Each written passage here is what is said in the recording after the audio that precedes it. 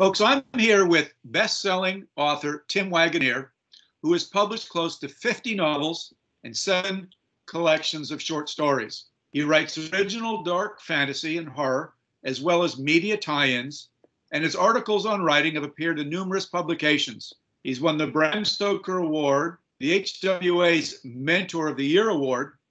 He's been a finalist for the Shirley Jackson Award, the Scribe Award, and the Splatterpunk Award. He's also a full-time tenured professor who teaches creative writing and composition at Sinclair Community College in Dayton, Ohio. I'm interviewing Tim, the main reason because he's a finalist this year for another Stoker Award in the category of Superior Achievement in Short Fiction for his book, A Touch of Madness, the pulp horror book of phobias, published by LVP Publications. So congratulations on that achievement, Tim. You are living in Dayton, Ohio. Let's just start with how are things going with the pandemic and how it's affecting your neighbors and folks in Dayton? Well, Ohio was very proactive about having people stay home. So, I'm working remotely now. So, I'm not going to my college anymore. People seem to be really friendly when you see them like out walking. It's kind of odd in a way. It's almost like since people can't be near each other, there's like extra smiles and extra waves. The first time I went for a walk, I was told my wife that everything was so quiet and there wasn't that much traffic. And I had this odd sense of recognition that this is what it was like in the late 60s when I was a kid walking around, where people just didn't seem to be in a hurry the same way. It was weird. It was like a deja vu time travel thing. But overall, people seem to be coping pretty well. Are there rushes at the grocery store for supplies, toilet paper, foods, that sort of thing? Yeah, the usual. And, long waits at a drive-through pharmacy. I think my wife waited 45 minutes the other day to pick some pills up. Are you getting the feeling? Obviously, you and I have got friends and horror writers in on both coasts, Seattle, Los Angeles, New York, where really these folks are under tremendous stress and anxiety with everything moving in. Are you getting a feeling like it's there, it's coming? Are the numbers mounting up in Dayton to make people really take notice? I don't know if they are yet. I know they're rising in Ohio. I think yesterday there was like a few hundred that were dead, which doesn't seem like a lot compared to the overall total. But I mean, it was a significant raise. So, yeah, I think that people have the sense that more is coming, and so everybody's just kind of like want to weather it at this point.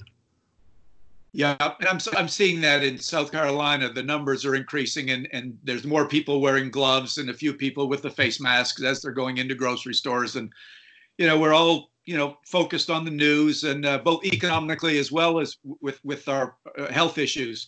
And how is it affecting you personally from a creative standpoint in the home trying to do your writing? I'm not sure if you've got any works in progress, but what is it doing to you from a day-to-day basis and a personal level? Yeah, I made not a mistake necessarily, but right before all this became it kind of exploded into a countrywide thing, I signed a contract to do a novelization in like a month. And suddenly, actually, my wife and I got sick. We don't know if we had the flu or we actually had the COVID-19. Doctor thinks we did, but we weren't tested. So, a couple weeks of being sick. For me, it was it's like a medium level flu, a little bit worse for her. But I only had, 4 weeks to work on this thing. So I just kept plowing along, working on it. One of the things I found is that because I don't have to either drive to work or I don't have errands to run, I don't really have anywhere to go, I have a lot more time throughout the course of a day. So I'd write, as soon as I woke up until lunch, and then after lunch until dinner, and then after dinner. And I finished it. I did it in about 3 weeks. And hopefully it turned out okay. It gave me something to focus on, too, besides everything else that was going on, which really, really helped. Is that sort of a record for you, 3 weeks to turn something of that magnitude around? Yeah. I think it's the longest thing I've written in the shortest amount of time. But because it was a novelization, it's easier. I mean, there's a script already, which is like an outline. There's a certain amount of dialogue that's already pre-written. So I think that made it a lot easier than if it was like a book of my own where I had to imagine it from nothing. Right. And are you one of those folks who are really disciplined and can shut all those notifications off on your computer, so when you're writing you can really get into your space and you're not distracted by who said the latest crazy thing in the world about this? Right. Yeah, but I'm also really good at taking like a quick mental break for a minute or two and then coming right back to work. It seems to help, actually, in some ways. I've never been diagnosed with like ADHD, but sometimes I wonder because I seem to need like a reset every so often. And so actually those kind of things, scrolling Twitter real quick or checking my email or answering email, they don't take me away for very long. They just seem to give me enough of a break. The biggest change is I usually write by hand out at Starbucks and then I type it up later. So this thing, I was just like sitting here in my office, just typing away. It's actually the first complete book that I wrote just sitting here where I'm sitting right now, that I didn't actually write at some Starbucks somewhere and then come home and, transcribe the text. So that was a big change. Are you getting your fix of Starbucks coffee at home, though? Is there enough fuel to keep it going? Yeah, there's enough fuel. My wife made sure to buy great big giant amounts of it. So I'm set. I even had my Death Wish cups, little Keurig cups for emergency in case I needed it, but I didn't need them this time. So, well, let's talk about A Touch of Madness. Obviously, we're all not going to be convening in Scarborough in the UK for Stoker Con, which is sad for lots of reasons. Also, you guys, the final ballot folks, don't get to shine as you normally would, and which is one of the main reasons that John Polisano and I are doing these, is to give folks like you an opportunity to tell your story and others to listen to it. So here's your opportunity. Tell us a little bit about the backstory of Touch of Madness, the Pulp Horror Book of Phobias, where it came from, how the writing process, and where we can get it. So let's give us some of that good info. Sure. Let me show you the book because I got it right here with me. So the Pulp Horror Book of Phobias was edited by MJ Sidney, and when it came time for like a call for the submissions, she was nice enough to ask me if I wanted to submit, and she sent out, or I guess it was on their website, they had a big list of phobias because every short story needed to center around a particular phobia. And so I went through the list and I was trying to find one that it wasn't a normal one, just not one I'd ever heard of before. And there was one called, it was just a fear of insanity. And they actually made these little cards to go with like the illustrations in the book. So it's, nice. agotophobia, gatophobia. So fear of insanity. Oh, and this is by Luke Spooner. I don't know if you can see his name back here, but Luke Spooner did the art. Really cool. Yeah. So, okay. So I thought, well, that's good because, fear of insanity, you can take that storyline in all kinds of ways. So when I was searching around for like just some kind of story or image to go with it, not long before I wrote the story, I was one of the instructors at a summer writers workshop here in Dayton, the Antioch Writers Workshop, and it took place on the campus of the University of Dayton, which I'd never really been around before. I didn't go to UD, never visited it much. And so during one of the breaks, I was wandering around and I kind of stumbled on this little hidden grotto that had like a little fountain and everything. And right in front of it, because UD's a private school from a Catholic tradition, they had a statue of the Virgin Mary. And I looked at it because this statue looked like it had a great big lizard's tail coming out from behind it and kind of going like, over her foot, like it was her tail. And I looked at this thing and I looked at this thing. And because the foliage that was around it, I couldn't see that at first that the statue was stepping on like a serpent. So obviously, she's stepping on the devil or evil, triumph over evil. But I couldn't get that image out of my mind of the Virgin Mary with a lizard's tail. And so I thought, okay, I've got to use this image. And then since I had, I've saw it on the campus, I decided to go ahead and use the campus. I had a couple, both of my daughters had gone to a science summer camp there earlier several years earlier. So I decided to pull from that. And then I just took this idea of what if like a little girl who was at that camp during a break time ran into the same statue, only the statue was of Pandemonia, a goddess of insanity? What would happen if she was like became a carrier of madness? Like you become a carrier of disease. And so that was where the story came from, all those little bits that kind of like coalesce together around the theme of madness. Wow, that's it's interesting how as an author you find one teeny little thing like that chance encounter with the statue, and then like the mind just goes with it.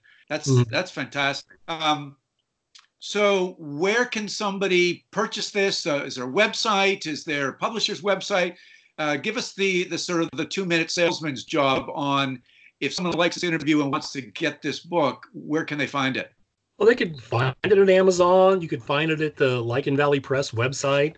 And I'm trying to see if there's a list of people here.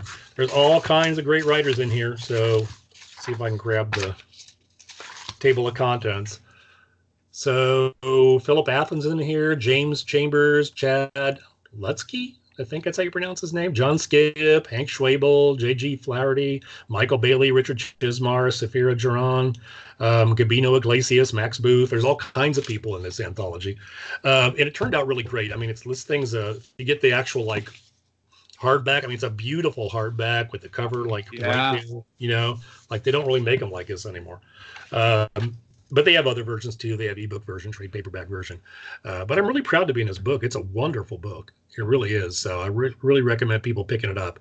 And it's a lot. What's cool about it is that a lot of theme anthologies, you know, you end up with stories that are kind of similar, like the theme's werewolves, and you know, there's only so many different ways maybe people can take it. But with phobias, there's just like almost an infinite way that you could tell stories for maybe each of the phobias. So it's a really great cornucopia of stories.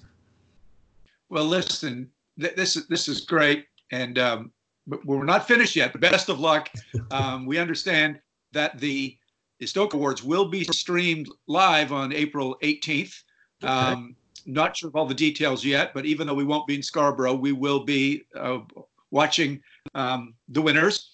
But before we go, Tim, is there any silver lining? You know, as I've noticed, having interviewed 4 or 5 fellow authors, it's not all that different, our lives, being sequestered in our homes and by our computers. Some do go out to jobs, some work from home.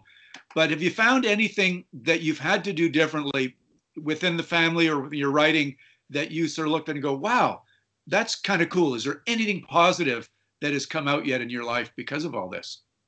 Yeah, one of the things is that, you know, I've been teaching for 30 years and I've never taken a summer off. So I'm always teaching. And even though I have breaks every once in a while, I've never had this kind of extended time where I'm still teaching, but I'm at home. And I find that I don't worry about time the same way. I don't have to be at a certain place at a certain time. I don't have to rush to get into the car or rush to work. And my wife and I were talking about how, in a lot of ways, our days have become defined by things like, you know, getting ready in the morning or getting dinner or whatever little chores that are around the house. And, you know, this is the way a lot of people still live today. But throughout history, most of people have lived. They kind of would go by the rhythms of the day as opposed to rhythms imposed on them by the clock. And also, I've told her that, you know, I've never contemplated being like a full-time writer just because I thought I would be bored to tears staying at home all day without going out into the world and being able to see stuff like that weird statue that I saw. But I can see that I can see the appeal of this. I could do this. There's less pressure for me to try to squeeze my writing in the hour or 2 or 3 that I might have between classes or between like classes and when I get home. I can see why that a lot of people find it easier to write probably more deeply when you have more time to think and to contemplate and to produce throughout the course of a day. So those have been positives for me and for my wife too. Well, that's good. I mean, I've got some friends in law enforcement, and they were sort of joking with me the other day, saying we're expecting a lot more criminal domestic violence depending on how long this thing goes on. Hopefully that won't happen in my household or your household, but it sounds like you guys are getting along just great. But I thank you for your time, Tim, and sharing with us and your fellow horror writer members a little bit about how things are going for you guys. And A Touch of Madness, we wish you best of luck in 18 days now with the final awards. And again, thank you for your time. All right. Thank you so much.